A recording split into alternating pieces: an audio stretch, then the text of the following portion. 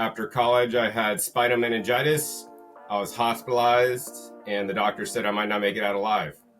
So, that's not a fun place to be at any age, but especially when you're just graduated college and you potentially have your whole life ahead of you. And to be told that your life might end now, it's not fun. Welcome to the How I Healed It podcast. Here at How I Healed It, we get to hear stories from those who have healed their bodies from the unhealable through alternative methods and the experts who are passionate about whole body health and healing. As I have been on my own healing journey, I have found that the number one thing that has kept me going is learning from others who have gone before me. I believe we can gain nuggets of wisdom from each healing story that we hear. Thanks in advance for subscribing to our podcast so we can continue to bring these amazing stories. I'm your host, Plantfully Megan. Let's dive in. Hey guys, it's Megan and welcome to the How I Healed It podcast. Today I get the honor of interviewing John Kohler. He has been raw food since 1995 and that's over 25 years. He did start doing some heat processing the last couple of years, and so we'll dive into talking about that.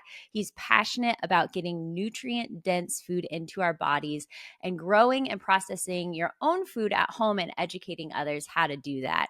He also talks about the best methods possible for getting the most nutrient-dense nutrition into our bodies. And I'm just so excited to have him on today. John, thank you so much for being on the How I Healed It podcast. We're so stoked to have you. Thanks for having me, Megan. I appreciate that. Heck yeah. Yeah, so I would love to just dive into your story. What led you down this path? And what I think is so cool about you, you are just such a pioneer to start going the raw food way in 95 when, internet was not like a big thing. What a pioneer you are. So I just love to hear your story and what led you this path. And yeah, teach us, John. Sure. Well, like many people on this path, I got into this because of a health crisis in my life. After college, I had spinal meningitis. I was hospitalized, and the doctor said I might not make it out alive. So, that's not a fun place to be at any age, but especially when you're just graduated college and you potentially have your whole life ahead of you. And to be told that your life might end now, it's not fun. So, luckily, the doctors had no treatment for me because I had the viral version. And I could only say I'm here today through higher powers. But what I will say is that when I was in the hospital and potentially not going to make it out of the hospital, I really thought long and hard about okay, John, what's really important?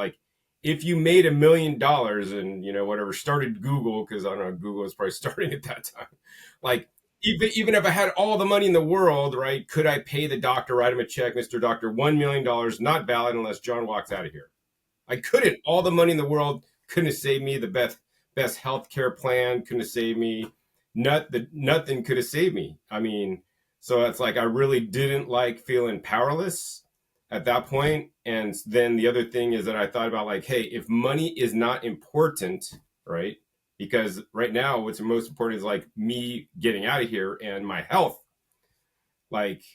Wow, maybe I should really focus on not just, trying to make a lot of money in life. We're all taught the American dream is make all this money, have get married and have kids and all these things. Even then, you could lose your life, even if you got all this money and then not even enjoy your money. And what's the point? So it's I was glad I had this lesson at a young age. So, for me, since that time, I try to prioritize my health, even over money. My brothers used to always tell me John, you should have got a tech job and you could have made all this money in tech and all this stuff. And he doesn't understand, he may be into that whole money scheme, but for me, I want my health. And if I could work on my own, have my own time to wake up when I want and not have to wake up on that alarm clock, to do my own work that I enjoy and love, that makes me happy and brings me joy, instead of going to a job I hate for all this big money and all this stress, right?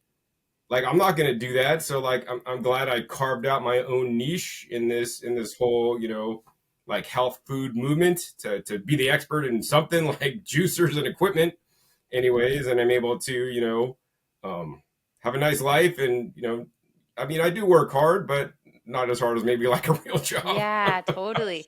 That's awesome. So you had viral meningitis, it sounds like in your early 20s. And then what was your next steps and your first exposure to eating a healthful diet, and how did you end up choosing the raw food way of going? One thing I wanted to mention to you guys who are listening is I'm about to start offering extended interviews and other exclusive content to our How I Healed It community. So make sure to head over to howihealedit.com. That's howihealedit.com and sign up for our email list so you don't miss out on everything going on over here at How I Healed It. Happy healing out there, you guys. Now let's jump back into this awesome interview. I mean, that was a whole journey unto itself. So, I mean, once I got out of the hospital, I asked the doctors, why did I get this? And he said, you have complement immune deficiency. And basically, that's a chronically weak immune system, which wasn't too surprising to me because I had things like allergies and asthma and ichthyosis, eczema as a child. And these are all kind of like autoimmune kind of conditions. I kind of know now probably why that occurred, but that's a whole different other discussion topic. It's probably because I wasn't breastfed and my microbiome didn't form correctly based on some of the science on seeing babies that aren't breastfed and their high incidences of things like asthma and allergies. So I'm like, maybe this is what happened to me, and then my immune system, and then maybe a couple bad genes, So yeah. So then when I left the hospital, doctors wanted to give me some kind of vaccination or something, but they said like it only protects you against one kind of meningitis, and I'm like thinking in my head, man, I don't want to get any vaccinations. If they couldn't guarantee I was going to walk out of there, how do I know that all their other treatments are going to be helpful? Now, I just did an interview with my friend, Dr. Jeff Pierce, a doctor, and we talked about how doctors can save your life and they can be helpful. So I don't want people out there to avoid all doctors in all situations. There are situations where doctors are quite critical and will save your life in acute situations. When you're in a car accident, if you're having a heart attack, don't try to water fast. If you're having a heart attack, water fast is not going to heal you there in that instance. Yeah, maybe afterwards you get out of the heart attack, get back home, clean up your diet, eat more plant-based, and do all the other good stuff. But yeah, acute situations. But nonetheless, I walked out of there and I'm like, John, you need to build your immune system. And I had no idea how to do that. I was a business marketing major and never, I took a couple home ec classes. I don't even think I took a nutrition class in college, man. But nonetheless, I walked out of there knowing that I needed to build my immune system. And I had no way to no idea how to do that until like one day I was watching an infomercial late at night. Actually, I was born and raised in California. I actually moved to Alabama for several months. And when I was in Alabama, I had a lot of free time. So I watched late night TV a lot. And I saw a Juiceman infomercial back then. And Jade Cordage, the Juiceman, said that juicing could build your immune system in his infomercial. And I'm like, I need to build my immune system. I need to start juicing. And plus, the Juiceman, he's probably one of the best juicer salesman people that ever lived. He really motivated you, especially if you had an inkling about health and your health is important to you and weight loss and his knowledge and everything. He was an amazing man. I'm pretty sure we had a Juiceman Juicer growing up in our house. Yeah, back in the day. I'm gonna say, he's probably sold the most juicers in Jack LaLanne, and then I'm probably like up there at number 3. Yeah, totally. I don't do infomercials, but I do a whole heck of a lot of YouTube. But nonetheless, so he really got me started. I ordered it online, or actually over the phone because there was no online. And they're like, it'll be there in 2 weeks because back then they didn't have 2-day prime shipping. Everything seemed to take a lot longer. And then anyways, I went down to the local Walmart, and as luck would have it, a juicer was on clearance sale for like $20 odd. And meanwhile, I paid like $1.99 for the Juiceman. I was like, man, I got this cheaper one. Maybe I'll just return his other one because it was like a money back guarantee or something. So I got the cheaper one, started juicing it, and just like he showed on his infomercial, and things started smoking and just clogging and not working. So I'm like, so I got a lesson early on like why it's important to buy a good juicer instead of just a cheap juicer. as my get-go. So anyways, I got the juicer, started juicing. Basically, instead of eating breakfast, I juiced for breakfast, had a normal lunch, and then after my afternoon snack, instead of eating something, I would then have a juice, and then I'd eat dinner. Back then, I had already started excluding alcohol and red meat. I was eating chicken and fish back then, although you could say I was like, whatever I still wasn't eating enough, whole food plants. I was still eating, too many processed foods, aside from the juice, which, really got me started. Along with the Juiceman Juicer, it came with like 6 cassette tapes, and he would share his, different recipes. And on the back of the first cassette tape, he said something that I'll probably never forget. He said, the one thing that prematurely ages you faster than anything else is cooked food. Don't put cooked food in your body. And when I first heard that, I'm like, this guy's a freaking whack job. I don't know anybody in my life that eats only raw foods. That's crazy. And I hit stop, maybe went to another tape where he shared, oh, the best recipe for your skin is carrot, celery, and parsley or something. I don't know. So then I was like, that's whack. But he kind of like set that in my mind. So meanwhile, I kept up the juicing. I ended up moving back to California. I ended up meeting a girl. And then, later, I think it was probably about a couple months later or something, we went to a potluck for Thanksgiving with her family. And some of the people at her family brought their own food, and it was all raw food. So I sat next to the family who brought all the raw food. His name was Samson. I see him occasionally at the farmer's market in Santa Rosa still. And I asked him, like, why are you eating all that? Why aren't you eating the turkey like everybody else, and the gravy and the stuffing? And he was like, oh, we eat raw food. My whole family eats raw food. It's different, and this is why. And I was like curious, but I didn't really, get it at that point. But I tried all the things they brought. I mean, I thought it tasted all right. I mean, I still had the regular stuff too, because that's what my girlfriend, was eating too and stuff. So that was interesting. So that kind of put my foot in the door. Then as time went on, I would go to the health food stores to buy like health food and buy produce in bulk. So one of the places I would visit is called the Alvarado Street Bakery.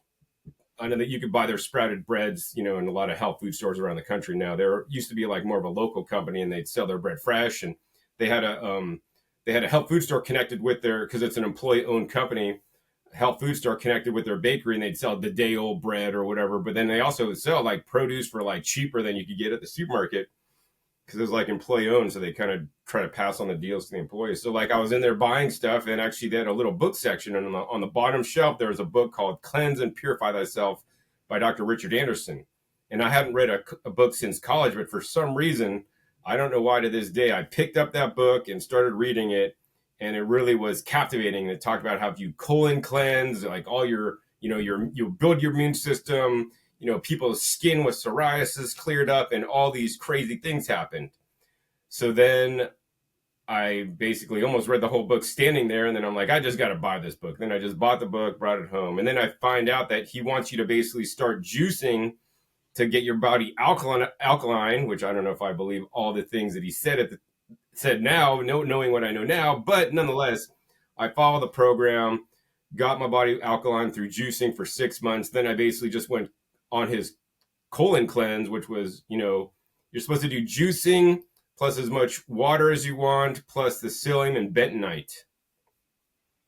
And actually, for some reason, like I didn't see the part where you could drink as much juice as you wanted. So I just did the water, the psyllium and bentonite. Yeah, which the psyllium and the bentonite was to cleanse your colon, yeah? Right, yeah, and it gets out the, mucoid plaque, if you want to, call it that or whatever. And he had these pictures that looked like aliens and stuff. So anyways, I did that and my skin cleared up. So like, I'm not going to, I mean, it was basically like a strong water fast with the herbs, because I wasn't even drinking juice. I had later tried the same cleanse again with juice, and then it didn't work the same. Right. So it was essentially a water fast with herbs. Essentially water fast, but it wasn't really water fast because I was still getting like nutrition from the herbs. Right. It was like herbal chomper and psyllium bentonite shakes. Okay. So it's kind of like, it wasn't totally water fast, but pretty about as close as you could get to a water fast. Hardcore cleanse for sure. A water fast, yeah. So nonetheless, I mean, I'm sure that definitely changed my microbiome, because I was eating, maybe some processed food, although I was juicing for about 6 months. But then that shifted in my opinion, shifted my microbiome. There was no such thing as microbiome test back in 1995. I mean, they had just started, discovering this back then, which was kind of crazy. I wish they had the test, because I would have did it earlier. But nonetheless, that made enough of shifted my microbiome, in my opinion. And whether you want to call it cleaning me out or changing my microbiome so that whatever happens, my body could be healthier. So that, and then in the book, he also wrote about like, hey, if you're going to go on this cleanse, you should not go back to the things that basically toxified you in the first place, which is cooked food. So I don't know, a lot of raw foodists like to demonize cooked foods, and I see things a bit differently these days. And I will totally agree that there's plenty, and most cooked foods that most people eat are highly not good for you and toxic, and can cause a lot of problems. But there are ways to find the right heat processing, minimally heat processing to process foods to enhance your diet and even make it better, in my opinion, without toxifying your body. Yeah. Can So we double down there just a little bit and talk about some of the things or the cooked food items that could be detrimental to the body rather than life-giving to the body for those who are listening who are on their own healing journey, wherever they might be, even just maybe listening to this for the first time and this being their first exposure to cleansing and shifting your diet to a raw food diet.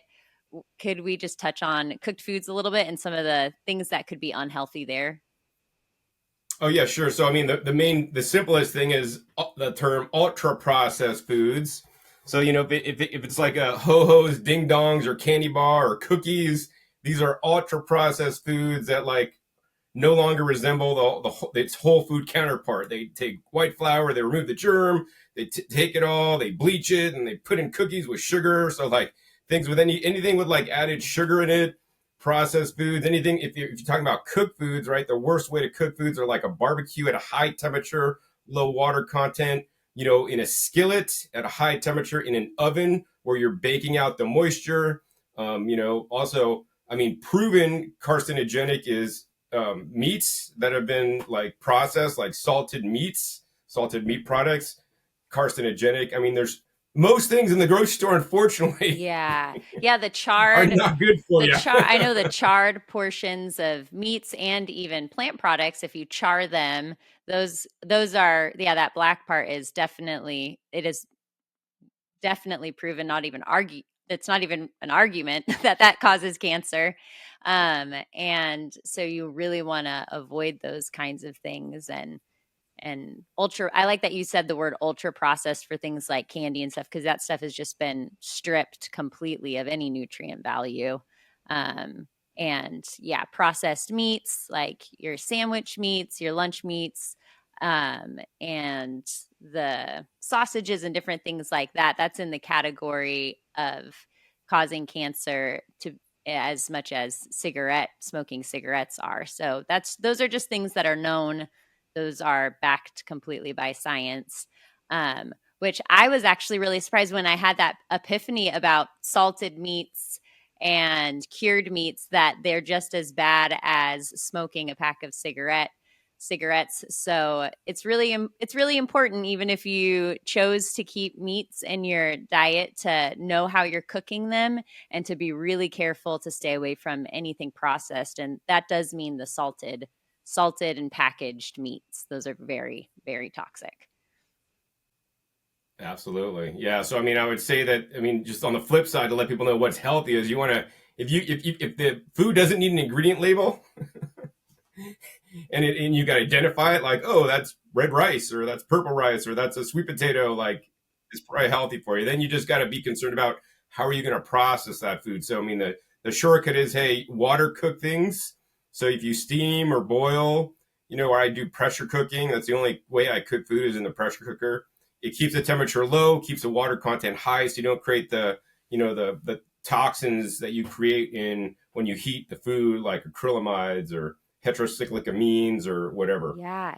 So what are acrylamides and what did I'm not even going to try. Yeah. What is that? What is that? And how are those produced?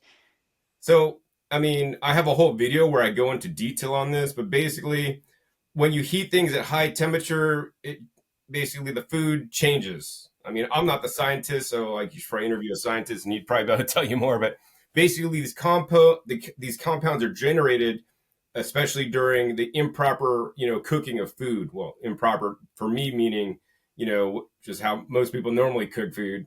But when you heat it, in certain ways, like usually it's high temperatures without water, and then also even like the acidity like could matter too. Like the more acid, maybe the less toxins could be created as well. So like put some lemon or vinegar in with your water when you're steaming vegetables, which will also help maybe keep some of the antioxidants. So, I mean, that's what I would say. I mean, we just want to minimize, and some of that could be seen as, like you said, the charring, the browning. That's a sign that, if it probably tastes good, like if toast is burnt on it and it tastes a bit good browned, that's probably the toxins in there, because it basically, it's the flavor components kind of coming out. But yeah, so I mean, I will say that, I mean, I steam potatoes, and like I'm sure a heck of a lot baked potatoes taste a heck of a lot better than my steamed potatoes. I probably won't even deny that, but my steamed potatoes are way healthier, and I'm doing things for my health, Yeah, right? Because it's it's really good. important to me. Yeah, and that's the thing is when you're on a healing your body journey and wanting to put foods that bring life to the body, it's completely different than just eating for pleasure. And the reality is that your palate changes, and when you're eating for life in the body, you really grow to fall in love with all of these different foods, however you process them. But I love that. So you did this bentonite clay cleanse water, and then was it right after that you transitioned into a raw food lifestyle? Was that when it clicked for you? Right. Yeah. I was pretty much kind of like taking a shower, and for the first time in my life, my skin had cleared up like 100% from what I remember. And I started crying in the shower. And I don't know if I was crying even to this day because I was so happy my skin had cleared up, something that the doctors could never do with all their drugs and treatments, or the fact that I was scared shitless because now I had to eat this raw food diet for the rest of my life because that's what the guy said in the book. And then pretty much at that point, I'm like, I'm just going to go all raw because that's what he said. And I mean, I didn't know any better. And so basically I did. And for me, I thought about like, hey, if I eat cooked foods, and one of the things I learned in the book, which is not accurate, is that when you eat cooked foods, it basically causes digestive leukocytosis, which is increasing your white blood cell count, which is basically activating your immune system. So I mean, that's what I learned then. The truth I believe to be now is that, cooked foods, all cooked foods do not activate your immune system, but even the junkiest vegan foods doesn't activate your immune system. But any animal foods, whether raw or cooked, because they're foreign proteins, will activate your immune system based on my beliefs and what, some of the data I've seen. So I had been living my many years for, with this invalid, teaching, that I have to stay raw because I don't want to activate my immune system, because then my immune system is like the boy who cried wolf.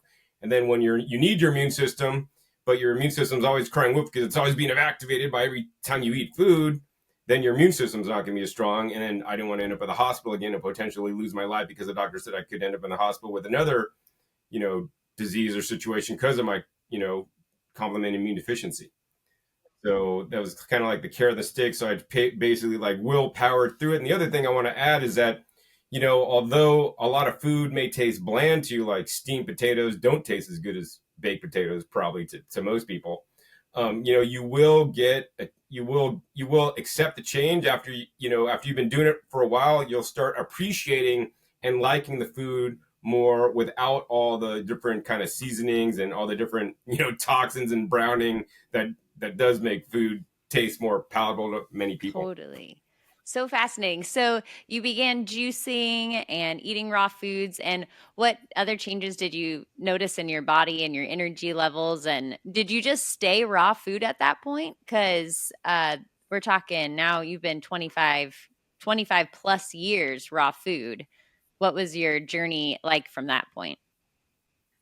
I mean, I pretty much stayed straight on. So I mean, maybe in the beginning, I had a few, like when I was new in it, had a few like breakups with a girl or something. That I had like some McDougal vegan burritos at the local Sonoma taco shop back in the day, or I did actually have some baked potatoes back in the day. And I noticed way back then, if I ate like one or two baked potatoes one day, the next day I would just want more baked potatoes and I would eat less raw foods. And then I kind of caved into that, and then I just had to stop eating baked potatoes for like 3 days, and then I didn't desire them anymore, and then I just went back to eating more fruit, and then I basically just stopped that. And then for the longest time, like after the first few years, I might have added a few cheat days, but then after that, I've just been consistent because my identity shifted, and like I'm not, and I was like, my identity was a raw foodist, which I'm actually toying with these days as somebody who's trying to eat healthier even than just a raw foodist. because if that's my identity and then I start eating heat processed food, what does that make me now? No, and then like I want to make videos on where I discuss this openly and like my journey with that, because I think that some camps of raw foods demonize cooked foods too much and really make it to be like the enemy of the world, and it causes all diseases and all these things. And yes, there's a lot of cooked foods and a lot of things that cause a lot of disease, but there's ways you can navigate and eat healthy cooked foods, and I believe that you could actually even be a healthier person if you didn't restrict your diet as much. Yeah. So what are some of the ways that you now go about your diet to have it be the most nutrient dense for your body? What would that look like for you? And then also tagging on to that, what is your fruit to vegetable ratio? I'd be curious to hear about that as well. So I made videos in the past with my fruit to vegetable ratio. So these days, my goal is to have 51%. Well, if I'm just doing fruit and vegetables, because I now eat other foods. If I'm doing only fruits and vegetables only, my goal is always to eat at least 51% or more vegetables, and eat more vegetables than fruits, right? Back when I was younger, I seemed to handle my fruits better, and I could do like 2 fruit meals a day, which now I would say is actually too many fruit meals a day. And that, you might want to, eat 1 fruit meal a day and have more vegetables, because I think they could be quite a lot more beneficial, and or other, minimally processed or even heated plant foods. So for today, like, did I even eat any fruit yet? I'm going to eat these chica sapotes after the interview. I was going to do it before, but I ran out of time because I was juicing green juice. But today for example, I had like a quart of green juice. It was mostly romaine lettuce with some cabbage. And then I had my grain bowl. So it's like foxtail organic millet with quinoa, a little bit of buckwheat, and oatmeal. And then I added like a lot of prebiotic fibers to it. That was heat processed in the Instant Pot. I had a lot of different, like at least a half dozen different prebiotic fibers in there, including HMOs, FOS, GOS, XOS. I mean, like guar gum, all these different fibers. And then I put in some like aronia berry purple powder, freeze dried wild blueberries. I had a few raisins in there, so I guess I did have some fruit. I put in like pumpkin pie seasoning, and I think, did I add anything else? I think that was pretty much. Oh, and then I added my Kefir Lab 100 trillion probiotics, and just mix that up. So like it wasn't super sweet. I think did I put another powder? I put carrot. Did I put carrot powder in there today? No, I might have skipped the carrot powder, but sometimes I put carrot powder. So like that basically just gave me like at least 4 different kinds of grains with a bunch of different, prebiotic fiber powders. And then actually after that, I hadn't eaten yet actually. So that fills me up. And then I'm good for like hours. And then I was going to do a small fruit meal, and then do like a salad meal or a raw soup meal or my heat processed vegetables tonight for dinner. So it sounds like you focus a lot on building up your gut microbiome using different types of fibers and plant fibers. Is that right? Yeah, so that's my goal now. So after I did my first microbiome test, and what really motivated me is when I started to see my friends' microbiome tests, because I was like, man, I'm lagging. I'm supposed to be doing this raw food diet, and I've been doing it pretty consistently, eating all raw, but yet my microbiome wasn't where I thought it should be, like for a diet that's supposed to be perfect.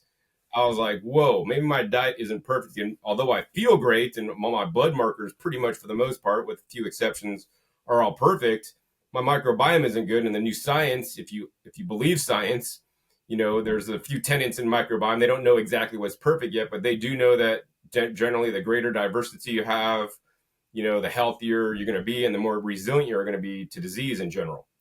So my diversity was only 750. And then I did a test 6 months later, and I mean, not changing too much because I was resistant, and it was still 750. Then I started including more heat processed foods, eating more diversity, more prebiotic fibers, and it got to 850. And then just late last year, I did another test, and it's up to 950. Oh, awesome. So what test are you doing to test your microbiome? So I could put it in the show notes. So that was called the Ombre Labs test. So that test is about $100. They usually sometimes put it on sale for $80 on random occasion. That you could buy it on their website, or they sell it on Amazon. And I have a whole video where I discuss my microbiome, so you can see how my microbiome looks, and I discuss how to like analyze it in download the data from Ombre and upload it to a different site in the UK, which does a much better job at analyzing it. And then, one of the main things I'm looking at is a short chain fatty acid production, which seems to be pretty important based on, people that talk about microbiome science. And like my acetate and propionate are really kicking ass. So that's good. But my butyrate, which has to do with like, repairing your gut and leaky gut and all this stuff was not as high. So I'm currently trying to get that higher. And also there's some keystone species of bacteria that I'm not having in my gut that I should. This may have been caused by, restricting foods and not eating certain kinds of fiber for a lot of my life because I was on a raw food diet, eating lots of fruits and vegetables, but I wasn't eating any kind of for any large part, except for some random occasions when I had sprouted beans or legumes or sprouted grains, right? And these have different kind of fibers and resistant starches. So like I'm really just trying to give my body a whole. Well, so here's the thing: I've always been eating for me. I never considered my microbiome until now. And so that's when I started like, whoa, John, you're eating for you, and that's great to be selfish. Yeah. But if you don't want to be selfish and you really want to, be healthy, Yeah. in my opinion, you really need to start considering them too. Really, really good. Okay, that's awesome. So I also heard you talk about juice alkalizing the body. I would love for you to elaborate on that because you kind of said that maybe you don't believe that anymore. And I've heard one of the reasons that you juice is to alkalize the body. I would love to hear the reason why you juice and what you think about actually getting the body in an alkaline state, which is supposed to be producing a body that is in a more healing state and resistant to disease. I mean, so what I'll say is that I definitely agree with eating alkaline forming foods. We don't want to get too many of them, and then I will say that I don't agree with most acid forming foods because most acid forming foods are junk foods and people are just eating them in far excess. And so like I wouldn't even say we want to focus on acid alkaline balance as like the main goal. I would say we want to focus on eating leafy green vegetables and other vegetables, which, are also alkaline is another way to say eat more vegetables or greens. It's more alkaline. So like, I don't even want to go to the whole acid alkaline thing because I'm definitely no expert in it. But what I will say is that, most of my diet is alkaline forming. Right, totally. So high leafy And then my greens. body figures it out. Yeah, that's really good. Yeah, high leafy greens. Usually when people are talking about an alkaline diet, they are talking more raw foods, lots of greens and veggies and even fruits and those kinds of things. And um, that's really cool. Um, do you have an opinion on distilled water versus like pH balanced water? I would be curious what your opinions are there. Yeah, so actually I'm drinking this water here. This is actually fractionally distilled, so that's like the next level water. I do think that we should probably be drinking water without minerals in them. So whether that's distilled or whether that's reverse osmosis, if you don't want to drink distilled water because it's technically been heated and made into steam, so technically it might not even be raw for people that are super hardcore. But what I will also say is this: while I am drinking water right now, and I do drink maybe a quart, well, 500 milliliters or a liter a day, so one or two of these a day. My goal is to actually get my water from the foods. So that's why I juice. So, that's my preference. I prefer to drink leafy green juice, specifically leafy greens, not just green juice or vegetable juice from leaves specifically, to get my hydration because the leaves, I mean, as well as the whole plant and fruits even will, the plant filters the water. So I think the plants are the best water filters on earth. They basically structure the water. They make it, a form called easy water. So it's easier to absorb. It's more wetter, if you want to say that. But more importantly, aside from all those benefits, contains maybe some higher hydrogen content, but also it has lots of different vitamins and minerals and other benefits aside from just the hydration it's providing. Yeah, that's really fascinating. So it hypernutritionalizes your body just by drinking the green juice. Is that kind of what you're saying? Right. Yeah. Because I mean, if you ate the greens, I mean, there's studies that show, like, say, eating carrots versus drinking carrot juice, you're going to have higher levels of beta carotene in your blood more quickly and higher Right. levels. And I mean, Right. they did a study with breast cancer survivors, and I would believe that with breast cancer survivors, you want to have high beta carotene because beta carotene can help heal your body and fight That's disease. awesome. Yeah, that's super, super cool. So then where did you deviate into this passion for growing your own garden and eating your own homegrown food? And how can we incorporate that in our own lives? I would love to touch more on that subject. Yeah, sure. I was probably like 5 or 10 years into my raw foods journey, and I already thought I was eating pretty good because I was like, oh, I go to the farmers markets, buy stuff local, fresh from the farmer. In many cases, I would ask them, hey, when did you pick this? And, I'd be so snooty, I wouldn't even buy it from somebody that picked it yesterday and it's been in the cooler. I want them to pick it like 6 a.m. before he came to the market. I've Right. been through all that stuff. But then one day I was actually at a raw food event and met a guy, Don Weaver, who I've known for a long time. But then he brought a bunch of his garden fresh vegetables, and he had the booth next to me. So we were talking a lot, and he's like, "John, try my zucchini." It's like plain zucchini. I usually put it Mhm. into spaghetti or something with a spiralizer.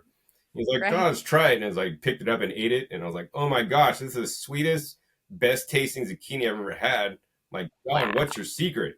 He's like, John, I use rock dust, and I'm like, what's rock dust? And he's like, most farmers don't use rock dust because it's most people don't need to. The most people growing food don't add all the extra things you should add to like have high quality Right. food because they're not getting paid on like nutrition. They're getting paid on the quantity and the poundage and how much Yes. they could produce. They don't care if it's high quality. They just want to get if it looks nice, then they get paid for it. Yeah. So, he really opened my eyes to like the power of homegrown food. And like then my YouTube channel started basically when I took out my front lawn and I converted it into a raised bed garden so I could start growing a significant portion of my vegetables and some of the fruits, and replace stuff that I would otherwise buy. So even to this day, I have a huge garden. I mean, pick vegetables out of my garden last night for dinner. I picked them, washed them, chopped them, and ate them. So it's like if they didn't ship from California to Florida, they didn't ship from California to Texas. They weren't in a truck for a week or a month. They weren't on a shelf for several days, and people pawned through them. Nobody touched it except the rain and my hands. That is awesome. That's awesome. So, do you find that that is more nutrient dense now that you're growing your own food? I mean, I guess it's the classic thing. Who hasn't grown a tomato plant and tasted that from the garden? And it's always 10 times more delicious than what you're going to get at the grocery store. So, I feel like you could kind of tell immediately that a lot of the foods that you can grow at home are more nutrient dense. Well, really, it depends on your growing practices, really. So, I mean, if you just plant some stuff in your backyard and you pick it fresh, right? That alone could just make the tomato taste better because now you're actually picking it ripe instead of unripe.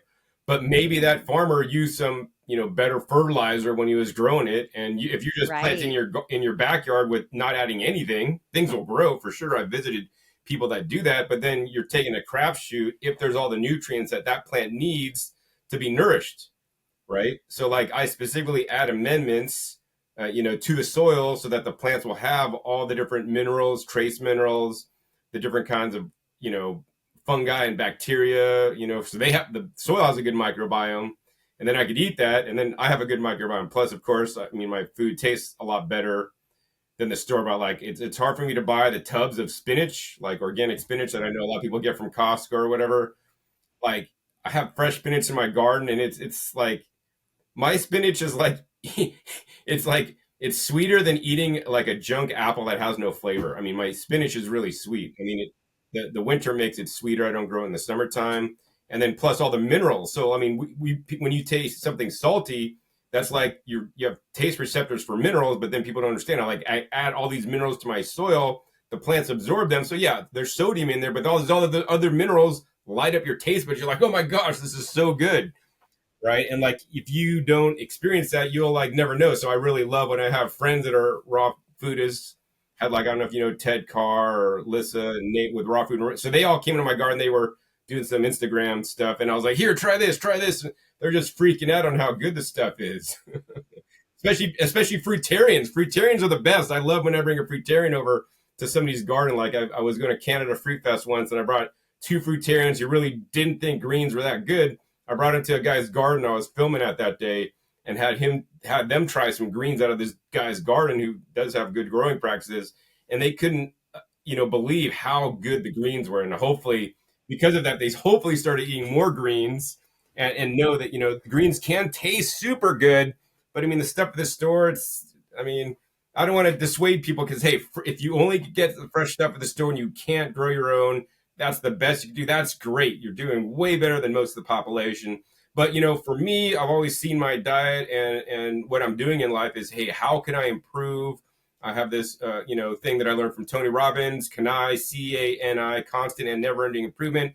Say I've been doing this raw food diet. I can't really change what I'm eating because I'm stuck in this fruit and vegetable, nuts and seeds thing for many, back in the day. But I could change the quality of the food I eat to up my game, even though I'm eating the same things. And also, especially when you grow your own food, you could grow things that literally money cannot buy. Like I'm growing vegetables that you just can't buy at the grocery store, right? So for somebody who's wanting to start out gardening, because it is growing in popularity, people wanting to have their own self-sustaining gardens, what are some of the resources that you would recommend? Or are there some videos that we can throw in the show notes for people to start their own gardens and to know what kind of things to help make their soil the most nutritious possible?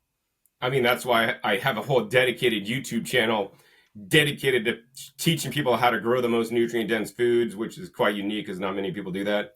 It's growing your green. So I have over, like, I don't know, 1,700 videos on there. And I have a whole series where I'll go to my friend's house who just has a backyard or he just have a courtyard and they don't grow anything. And then I basically go in there and I step by step make a video, like maybe it might be over a couple videos, because before I had to make 15-minute clips. And like we'd go one day, we'd build the raised beds. One day we'd get the soil dumped in. We'd add things to it. The next day we'd like put the irrigation system in. So I have like really step-by-step videos to show people how to Awesome. do that. I would recommend raised bed gardening if you're just putting in a simple garden at your house. And I know a lot of you guys out there are watching, like live in an apartment or a condo and you don't have space. And I would say grow some sprouts, because at least if you're growing sprouts, I mean, those are, you're harvesting them super fresh. They're way cheaper than buying them. It's super easy to grow. And then the next stage up from sprouts is the microgreens. Get a Awesome. rack in your house and start growing some microgreens. And I mean, I don't even grow microgreens if it's too labor intensive because I travel so much, and I could just plant plants out in my garden and the watering system comes on, they get water, the sun comes out, and with microgreens you got to like take care of them every day. And I'm too ADHD to do that. Nice. Yes, totally. So, for those of you who are watching the video, you guys can see how beautiful John's skin is. I would love to know all of your, obviously, you take care of your skin from the inside out with your green juicing and your highly nutritious diet. But I would love to hear a little bit about your skincare routine as well. I mean, I don't really have a I know. skincare routine so much. I mean, the only thing I do pretty much is my goal is to eat a nutrient dense diet, and of course, I drink a lot of juices. Juices kind of like will go into your pigments, and I mean, if you some people, you're fair skin, some fair skinned people, if they drink carrot juice too much, they'll start to turn kind of a tinge of orange. So, like, fruits and vegetables also, just by eating them will also change your skin color. So this has been shown in scientific studies that people that eat more colorful foods, are more attractive, So, I mean, nonetheless, I mean, that's one thing. The other thing is having clean skin without all these breakouts. I mean, that I would say is related to your microbiome. If you got a bad microbiome, you could be more prone to acne. There's a lot of studies that talk about, the different kinds of bacteria. And if you're not feeding your microbiome, if you're feeding the microbiome the bad things, like dairy, and maybe if you are gluten sensitive, eating gluten, that could mess up your microbiome, and you could get acne. And there's a lot of crazy things like that. I mean, so like, I mean, I've been working on my skin for a long time, by just eating healthily. And I mean, the only things I That's put on my awesome. face is jojoba oil. I don't use any kind of, I don't know, those crazy women's serum things. I don't know what those are, man. I just Yeah, do jojoba oil, and good. then I do a buff pad where I just kind of, because I have a dry skin type, so I buff off like the dry skin, and then I just put the jojoba oil on to kind of keep the moisture in, because I also live in an arid climate that'll dry your skin out faster than you can say whatchamacallit. Totally. That's awesome. That's so cool. I remember one of my brothers, he had really bad cystic acne and he did a juice cleanse and it was just phenomenal to see the transformation in his body just from juicing. And so I think that it is really important and it's something that isn't talked about enough of how much what you put in your body affects your skin. I think people are getting a little bit more savvy to that, but I love hearing your story about eczema and all the different things that you had going on with your skin, but then it started healing as you began just eating more clean, which I think is really amazing. So now that you've gotten into eating more cooked foods, what was your journey there, and what are some of the things that you like to eat that you cook and process them? What are some of the safe and healthy ways to process them for those who are listening who are like, oh, I want the most nutrient dense cooked foods? Can you expound on that a bit? Yeah, sure. So, I mean, to me, the most nutrient dense cooked foods are, or I like to say heat processed instead of cooked. Personally, I don't know why. Because I don't know, cooked foods, I still have the negative connotation, like cooked food equals bad, equals poison, like the raw food teaching. So if I say heat process, I mean, if you blend something, you are processing the food in a blender. And if you're using a Vitamix, while you may be keeping all the fiber, right, you are losing the antioxidants that are oxygen sensitive because you're pumping it full of air. So if you're juicing, you're going to lose some of the fiber that comes out with the pulp. You're going to keep some of the fiber that goes into the juice with the soluble fiber. And when you heat process things, right, you break open cell walls and you could lose certain things, but you could also gain others.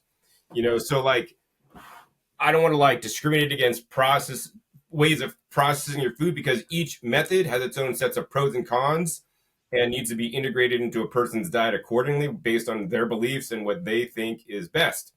I mean, for example, like one of the things I love to heat process in the Instant Pot, and the Instant Pot is the only way I cook stuff. I don't know how to use an oven or stove or anything like that. I have no idea, but Instant Pot's easy.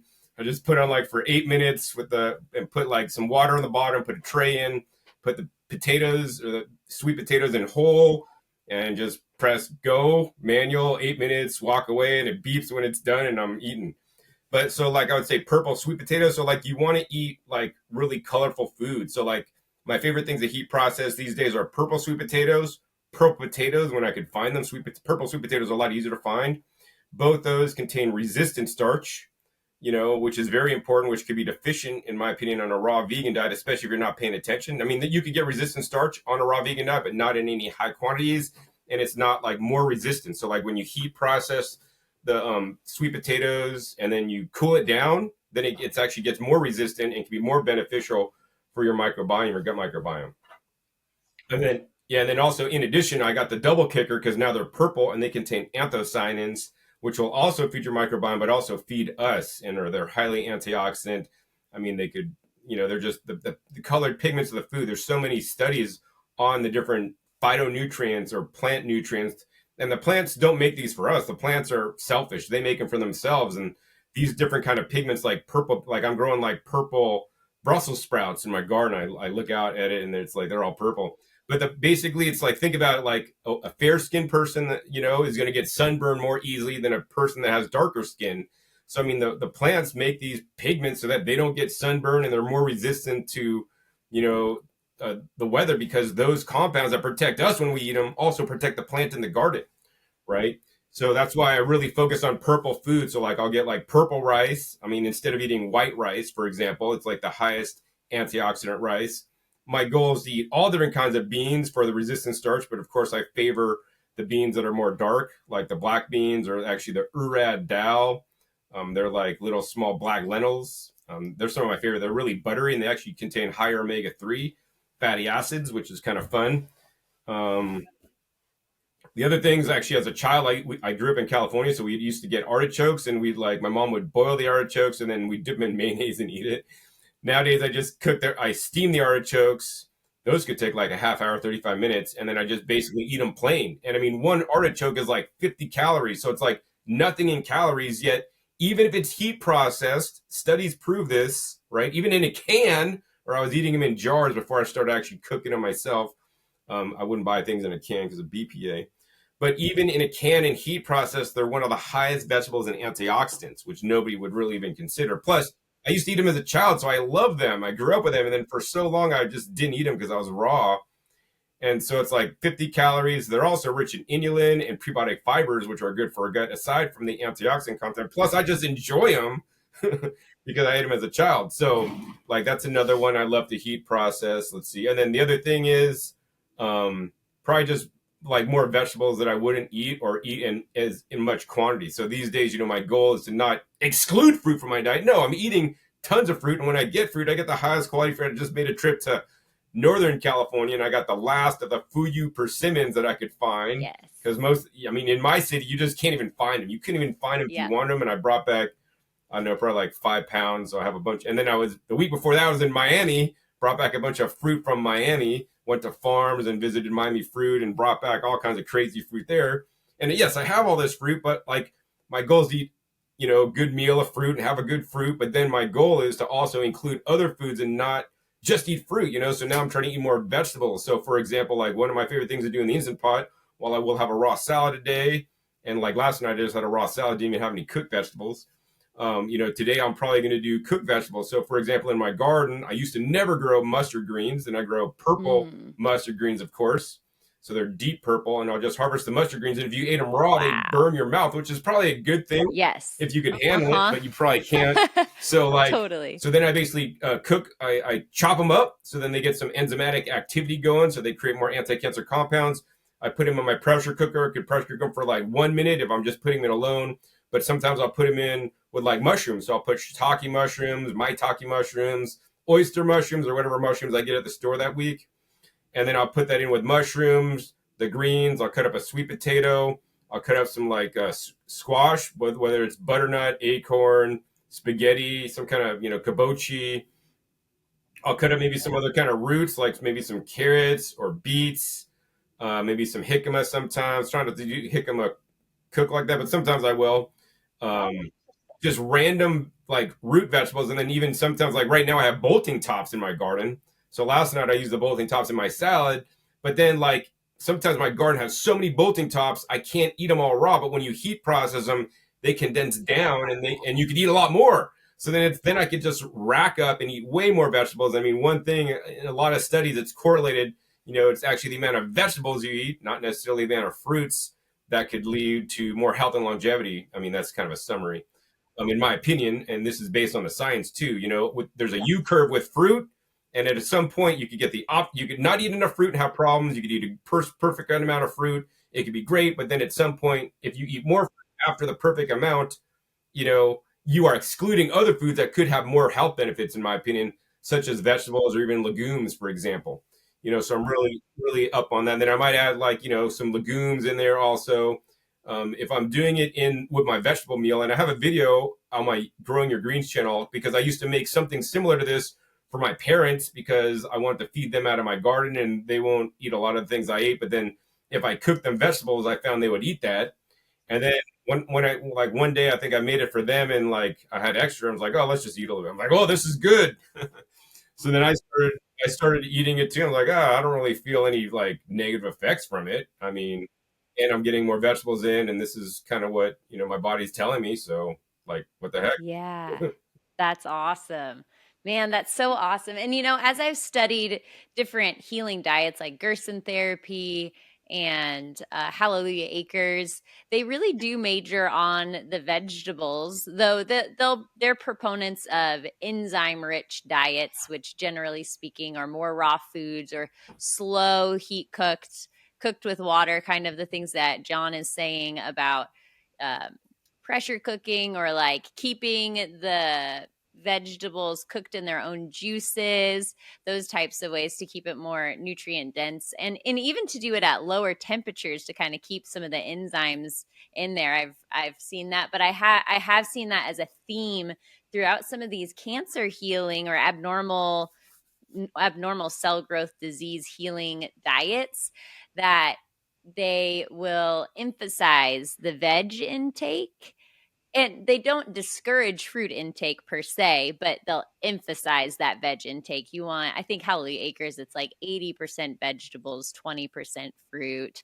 And even really emphasize when juicing veggies and not juicing fruit, just due to the glycemic spike that can happen with some of the fruits. Even carrots can cause a glycemic spike. When you're just juicing them, they're a little bit more on the sweet side, but still, I mean, Gerson therapy, Hallelujah Acres, they do a lot of carrot juicing as well. So yeah, I love that I see that. I just see what I think is so beautiful about hearing people's stories, their healing stories, and those like you who are just experts and have been in this field for such a long time of just really studying and obsessing over nutrient dense food as you begin to see these themes where veggies, man, you got to get those veggies in. And the people who are really able to do this for a long time, they love their veggies. They love their veggies, whether it's raw or heat processed. It's a veggie dense diet. And I see that with you. I think that's really, really interesting. Yeah, and I like high quality vegetables. Grow them yourself. I mean, most Yeah. people most people never even talk about that at all. Yeah, Like next absolutely. level. Absolutely. Even Gerson, I kind of got into some of Gerson's research papers. I was reading through some of his original stuff, translated, of course, from German to English because I do not speak German. But what one of the things that he recommends is as soon as you pick it from the garden, like that's when the closest to the garden as you possibly can get. And and that I think is just really important because there are some nutrients and there are some components that begin to die off the longer that it's been sitting on the shelf. You probably know more and can speak a little bit to that of just some of the things that begin to kind of lessen in the produce as it's sitting on the shelf. Yeah, I mean, there's studies on some of the different, vitamins could decrease a lot. The minerals maybe not change a lot. A new area that I've been looking into lately is actually the microbiome of the plants themselves. And actually that's next level. Like there's studies on like microbiome of the plants like in your garden versus one you bought from the store. And it's totally Wow. different. And it's like, whoa, this boggles your mind. Now they Wow. don't know really the effects of that yet, but Right. I'm sure it does make some kind of difference. I mean, Yeah, that's but yeah, fascinating. Just that's all the good bacteria that you find on your own homegrown veggies rather than the I mean a lot of our food we live in such a sterile. sterilized culture. Exactly.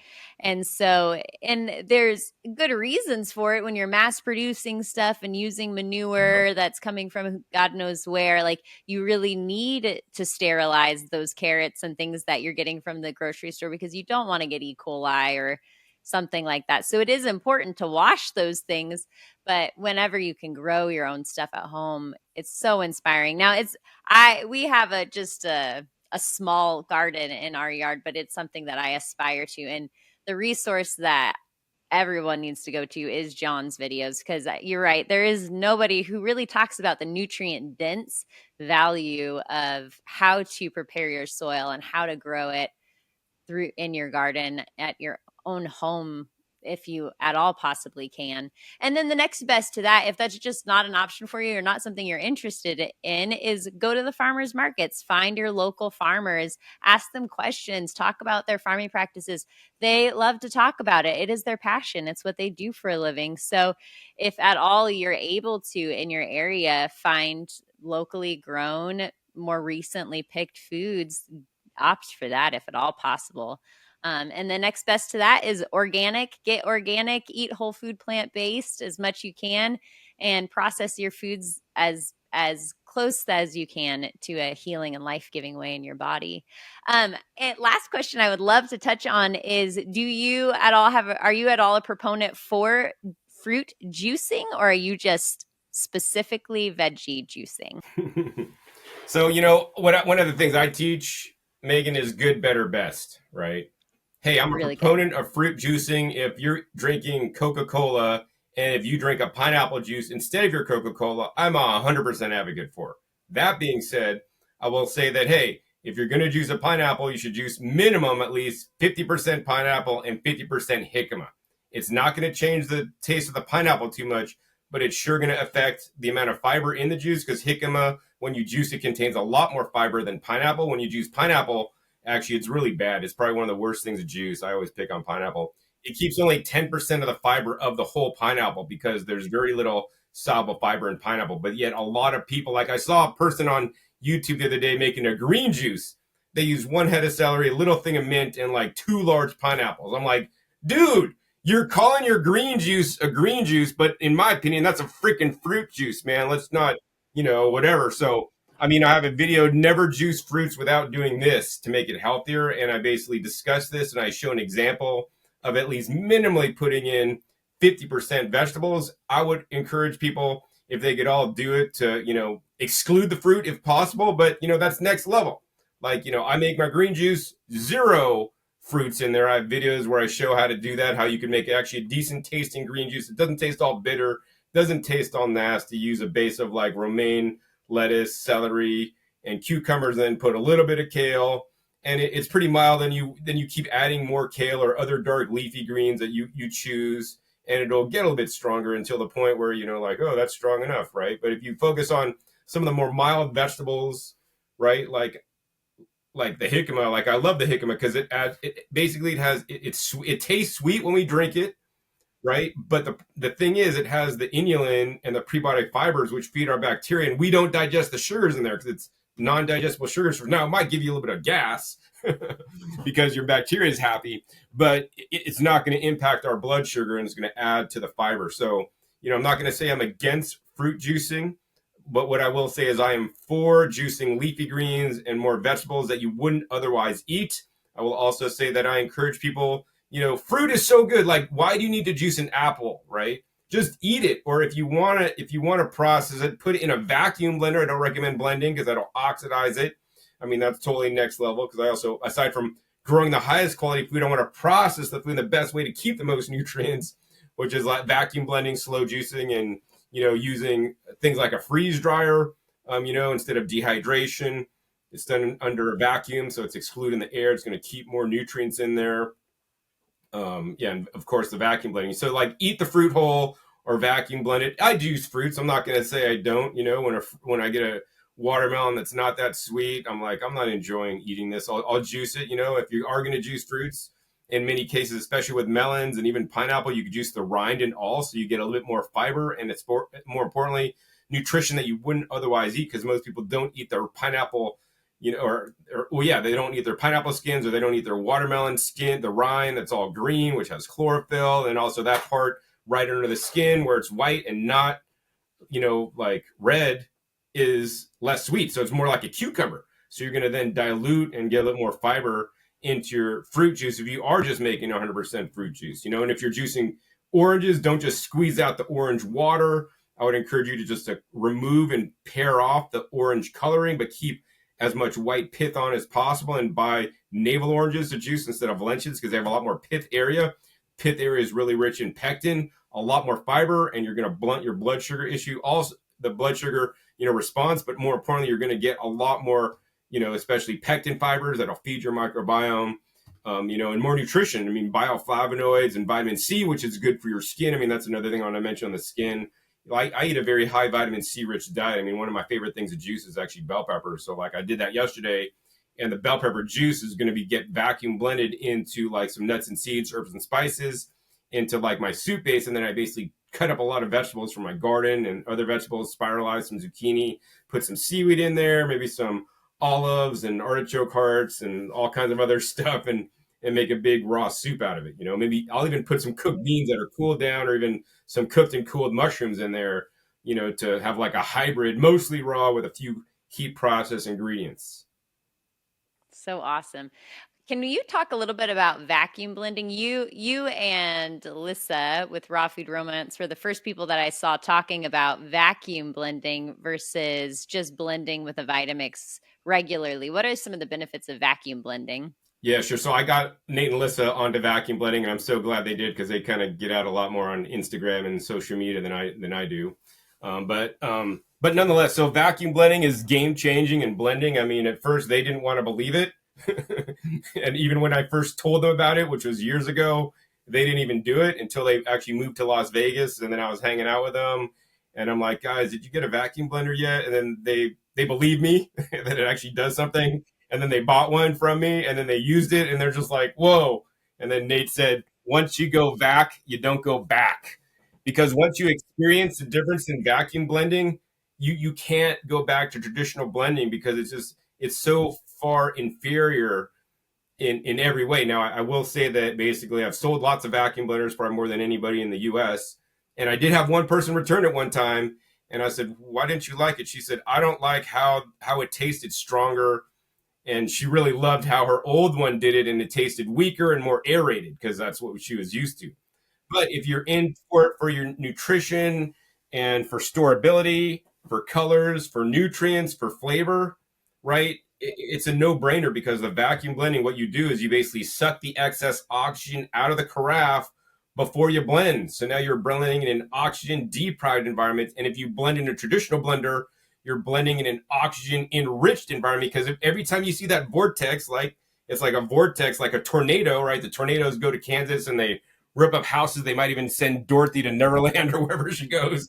But also the as you blow open cell walls, you're exposing all the nutrients, right? Turning the food inside out, as one famous infomercial person said, right? You're exposing the nutrients, and then you're bombarding it with tons of air. And then when you put stuff in your Vitamix, you fill it to this level. When you're done blending, it's like that. It's a little bit higher. Like, did you just create food out of nothing? No, you added a lot of micro bubbles into the mixture. And I have a video where I discuss this and show this because I bought a dissolved oxygen meter where I could measure the amount of dissolved oxygen put in by a blender. And it was amazing how much vacuum blending, reduced the amount of oxygen in your mixture. So not only does it happen at the time of blending, it enriches it and then it lowers the nutrition. But more importantly, over time, all that dissolved oxygen now can react with the food, the phytonutrients that are oxygen sensitive, and lower them. So I know many people out there have made a banana smoothie in their Vitamix. They drink most of it. They leave a little bit in the carafe because they're too full. They can't just chug that last bit down. They let it sit a couple, 3 hours. They drink it later and like, oh, this tastes gross. That's because that's all the enzymatic reaction. I mean, recently, if you're really into this hardcore, there was a study that came out, and you probably heard of the study. Don't blend bananas with berries, right? And that's because when you blend bananas with berries, the polyphenol oxidase from the bananas basically break down the nutrients in the berries. And when you drink that, mixture, they tested people's blood, and they didn't get the polyphenols in their blood after doing that. But I was like, man, they should have used a vacuum blender. Nobody knows this because that will significantly reduce the oxygen. That'll significantly inhibit the polyphenol oxidase from oxidizing the food, right? And polyphenol oxidase is an enzyme. So do we want enzymes in our food? Enzymes are not always good. They could be there's good enzymes and bad enzymes, like there's good bacteria and bad bacteria, right? So we want to utilize, and that's why blanching food could be good because if you don't blanch food, right, then the enzymes react on it, and then it could really lower the nutrition in food. So it's like heat processing could be good. So this really boggles my mind coming from a raw food background, right? And removing the oxygen before you blend, you keep more of the nutrients. It tastes stronger. You're not going to get gas. Like one of the things Lisa told me is like, and I wasn't really expecting this. She's like, John, after I started drinking the smoothies made with a vacuum blender, I don't get like bloated now after drinking a smoothie.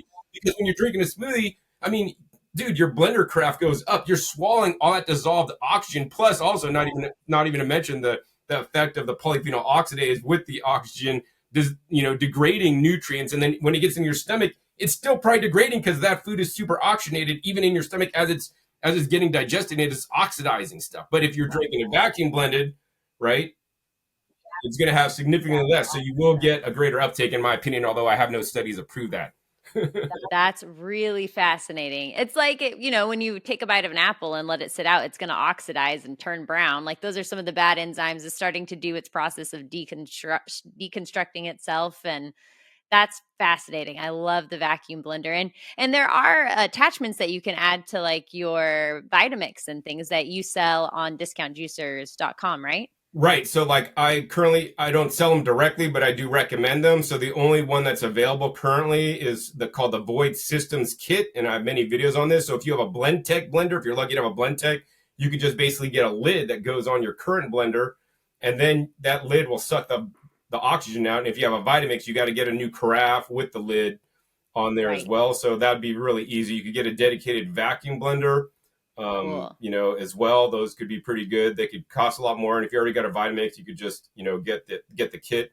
But it'll save you money in food because whenever you store something that's been vacuum blended, it'll last a lot longer than if you store something that you just regular blended because it doesn't have that oxygen. Oh, that's huge. Yeah, my friends, Dr. Rick and Karen Dina, I also turned on to vacuum blending. They basically Karen was going out to some retreat thing for a week, and Rick had vacuum blended like a dressing because they just kind of got new into it. I mean, they did it, and then like they gave the dressing, and they're like, man, the dressing even a week later tasted better than like a dressing that we would make fresh and like in a standard blender, because you're not oxidizing it. And of course, then you also store it in an oxygen deprived environment, when you store it, so you exclude the oxygen so it doesn't do the damage. I mean, I'm a big proponent of storing your juices in this way. And actually, I just made 8 quarts of juice that I sucked all the oxygen bubbles out. And you could see the bubbles coming out of the juice when you're storing it. And that would cause a reaction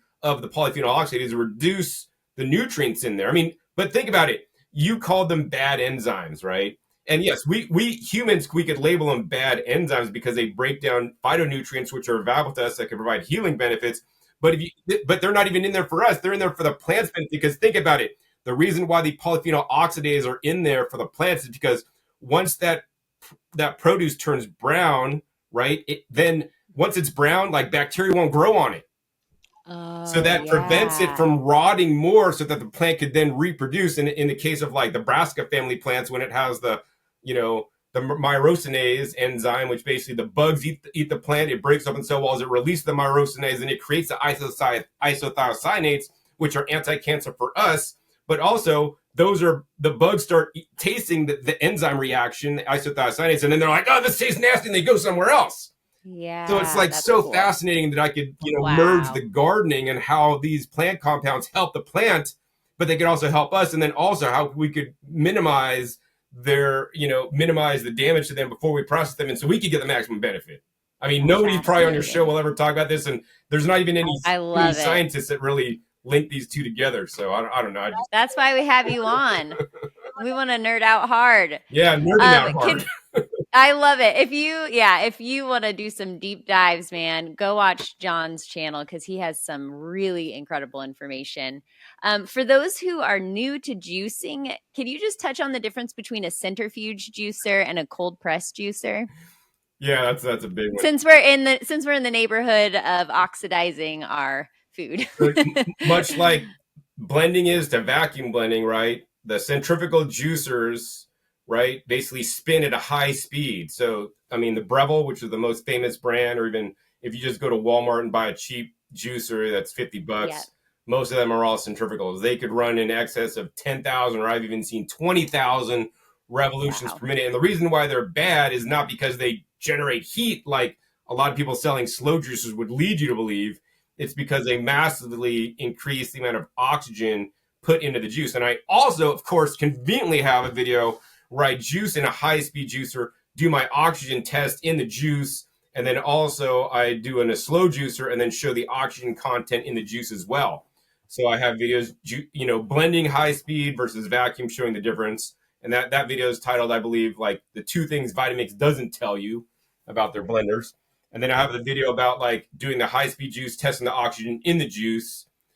And then even in that video, it's fun because then I put the juice that I made in the high-speed juicer that oxidizes it, right? That once again lowers nutrition, lowers storability, creates more polyphenol oxidase that could then, lessen their benefits to you if you're having foods high in polyphenols, such as like your blend. If you're juicing, which I never recommend juicing berries, but if you juice berries with apples, or even if you juice purple carrots and the anthocyanin content in the carrots with apples, right? And you're aerating it up, cause a lot more of the polyphenol oxidase reactions, which is going to lower the nutrition.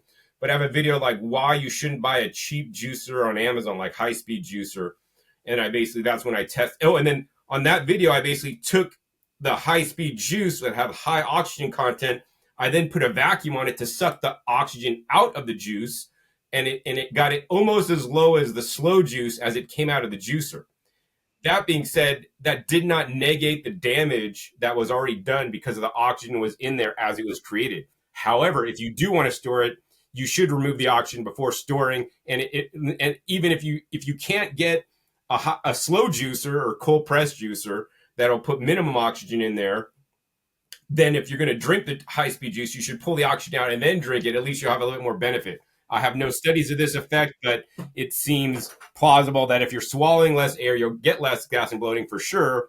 But more importantly, you're likely to get higher nutrients as well. But the proper solution is to get a slow juicer that just avoids all that in the get-go. Yeah.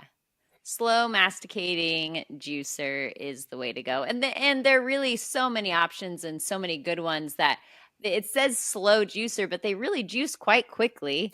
I have the Nama J2 and I love that thing. You just throw everything in the carafe and you can walk away and it just chomps away at everything and puts out the juice and that's why you'll even I think some of what you're talking about too is the oxygenating of the juice and the breakdown of the vitamins that happens when it sits out longer is why you'll hear things like Gerson therapy where they're like juice it and drink it within 15 minutes. And so but that's not possible for everybody, especially if they're doing 8 juices a day. A lot of people want to juice in the beginning of the day, or that really is their only option is make their juice in the morning. And so if you want to keep as much of that nutrients in, being able to suck out that oxygen in a vacuum environment, that is the best way to go. And it's so great that you have those resources because really enough people aren't talking about the ability to maintain your juice as long as possible, or if you're doing raw dressings and that kind of thing, to be able to put it in a vacuum sealed jar or something that can help it remain longer. It's really awesome. John, thanks so much for being on. If people want to follow you and nerd out with you, where can they find you? Sure, I would just say check my YouTube channels. Growing Your Greens is my YouTube channel for where I teach gardening. And you can check me out at OK Raw, where I teach about my plant-based raw diet with some heat processed foods and will really make you think. And maybe that's why I don't have so many viewers, because if you're watching me, you're probably pretty intelligent. And if you just want the answer and the easy way out and, just what to do, I'm not going to do that. I'm going to give you guys, lay out all the options, and you could just decide what you want to do. And you can decide even if I'm correct or not. That's up to you to decide. And then, of course, my other channel, Discount Juicers, which is where I focus on the equipment. I test and compare all the different major brand juicers, the NAMA against all the other competitors. I tested against the $2,500 Pure. And here's the thing I'll say is that every juicer has its own sets of pros and cons. And my goal is to teach you guys the differences so that you could select a machine that'll truly meet your specific needs. And the other thing I want to mention real quick is that the best way to juice, honestly, is called vacuum juicing, where you actually use a vacuum blender and you fractionate everything in the blender, which grinds up things to a finer particle size than any juicer can, guaranteed. It does it without oxygen, which no juicer at this point could even do. And then you put it through a bag, you get the proper bag, Alexa's bag, and then you squeeze it out. So you don't even need like an expensive press, although if you don't want to squeeze it out with your hands, which is good exercise, and even with my hands, I could squeeze almost as much out as an expensive press could. So you don't really need the press. Maybe if you're doing carrots, you might need the press, but on like greens and celery or cucumbers, you don't really need to press. And you could get a very high quality juice. And I have videos on that too, like look up antioxidant green juice for you, how you can make a more nutritious juice by using a vacuum blender. And I never recommend using a blender, doing the same thing in a blender, because using a blender, once again, you're bombarding with oxygen. Then yes, you could squeeze it out, but the problem is all the oxidative damage has been done to those valuable phytonutrients that can, in my opinion, play a significant role in your healing if you truly want to. So like my goal is to stack all the cards in my favor. I live in Vegas. I don't gamble. And if I did, I'd know how to count cards and do all the things so you could actually win. But in nutrition, I try to do every possible little thing, grow my own food, process the best ways, keep all the phytonutrients, know why these reactions happen. And then I share that with people so that they could do it too if they care. That's really good. I like what you said is stacking all the cards in your favor as much as you can. Because it is those, if you look into any excellence type things, it's those 1% changes that stack up and those are the things that move the needle. It changes things in your life. So even if they seem like insignificant changes, and when you're on your healing journey, there's always one more thing to do, but it's so good to press into that, just to keep pressing into being more excellent, healing even more. And to even bring it down to, I always like to say, the best juicer and even the best blender, the best juicer to purchase is the one that you're going to use. So find the stuff that it's going to make it easy for you. And then if you're on a journey of healing and a journey of excellence, just keep pressing in. And we are so thankful to have people like John to really just raise the bar and teach us how to go next level in the health and healing world. We're just so appreciative to you. Thank you so much, John. I'm so glad. It was so great having you on. Thank you again so much. If you're watching this and you've enjoyed this podcast and would like to hear more healing stories and expert interviews, please be sure to follow along and subscribe to our channel. We'll see you next time. One thing I wanted to mention to you guys who are listening is I'm about to start offering extended interviews and other exclusive content to our How I Healed It community. So make sure to head over to howihealedit.com. That's howihealedit.com and sign up for our email list so you don't miss out on everything going on over here at How I Healed It. Happy healing out there, you guys.